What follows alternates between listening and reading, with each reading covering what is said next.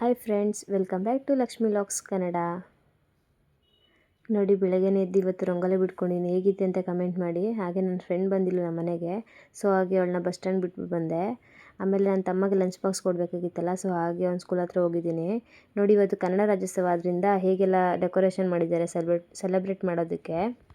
ಎಲ್ಲರಿಗೂ ಕನ್ನಡ ರಾಜ್ಯೋತ್ಸವದ ಆರ್ಥಿಕ ಶುಭಾಶಯಗಳು. ಅಂದರೆ ನವೆಂಬರ್ 1 ಮಾತ್ರ ಕನ್ನಡ ರಾಜ್ಯೋತ್ಸವ ಸೆಲೆಬ್ರೇಟ್ ಮಾಡೋದಲ್ಲ. ನಾವು ಕರ್ನಾಟಕದಲ್ಲಿ ಹುಟ್ಟಿರೋದ್ರಿಂದ ಫಸ್ಟ್ ನಾವು ಕನ್ನಡ ಮಾತಾಡಿದ್ರೆ ನಾವು ಸೆಲೆಬ್ರೇಟ್ ಮಾಡ್ದಂಗೆ ಕನ್ನಡ ರಾಜ್ಯೋತ್ಸವನ.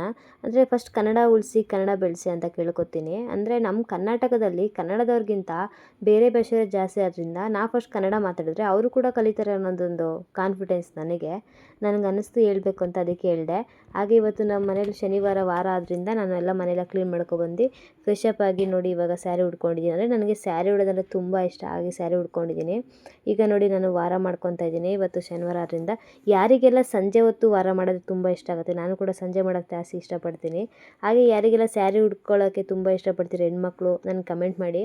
ಅಂದರೆ ನನಗೆ ನೆಮ್ಮದಿ ಸಿಗೋದೇ, ನನಗೆ ಏನೇ ಬೇಜಾರಾದ್ರು ಏನೇ ಖುಷಿಯಾದ್ರು ನಂಗೆ ನೆಮ್ಮದಿ ಸಿಗೋದೆ ನಾನು ಪೂಜೆ ಮಾಡೋದ್ರಿಂದ ದೇವ್ರಿಗೆ. ಅದರಿಂದ ಪೂಜೆ ಮಾಡ್ಕೊತಾ ಇದ್ದೀನಿ.